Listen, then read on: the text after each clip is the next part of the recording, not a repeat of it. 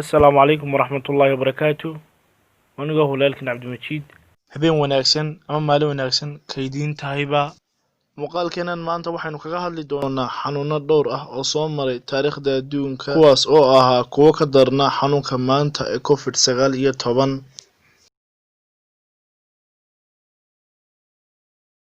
inta aynaan mawduuca u gudagelin waxaanu kaa codsanaynaa inaad kanaalka subscribe-ta saarto si ay nugu noqoto dhiirigelin. ku soo dhawow.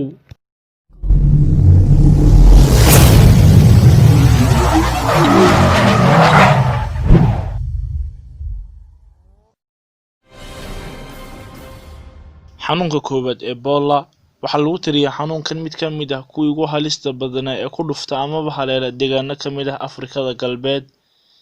waxa ugu horreyntii xanuunkan uu ka dillaacay amaba lagu arkay Jamhuuriyadda Dimuqraadiga ee Congo sanadkii 1976 kadibna waxa uu uga sii gudbay dalalka kale ah Uganda iyo Suudaan. astaamaha lagu garanayo qofka uu hayo xanuunkani waxaa ka mid ahaa qandho degdeg ah, awood darro amaba tabar darro, murqaha oo xanuuna, fuuqbax iyo mararka qaarkood oo uu keeno dhiigbax ilaa uu qofku ka dhimanayo.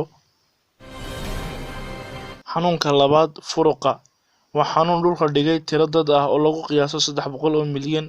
cudurkan oo ka mid ah bahda fayraska ee loo yaqaano variola.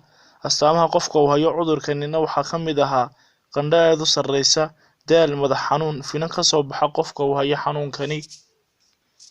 balse nasiib wanaag ugu dambeyntii waxaa tallaal loo helay xanuunkan caalamkana laga cirib tiray 1980. xanuunka saddexaad hargabkii Isbaanishka. hargabkani waxa uu caalamka oo dhan ku dhuftay sanadkii 1918. waxa uu ku faafay xanuunkan meel kastoo ay nolol ka jirtay. waxa uu ku dhacay xanuunkan tiro dad ah oo gaadhaysa 500 oo milyan oo qof. waxaana xanuunkani kasoo bilaabmay dalka Australia sanadkii 1917.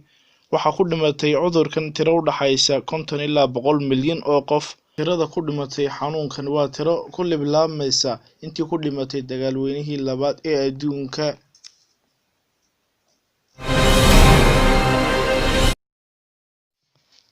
xanuunka afraad raabiyada.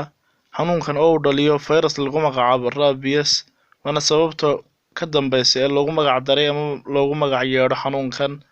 waxa uu cudurkan waxyeello u geystaa maskaxda bini'aadamka iyo unugyada dareemaha. waa xanuun dila ah.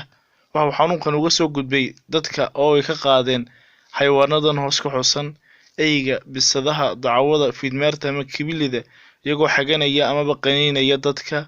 waxaana ka mid ahaa astaamihii qofka qaba cudurkan: qandho, madax xanuun, lalabo, matag, inuu dhibsado dhawaaqa biyaha. ka hor inta aan la soo saarin xanuunkan tallaalkiisa waxa uu ku laayay dhulalka ay ku badan yihiin eydu tiro dad ah oo aad u badan.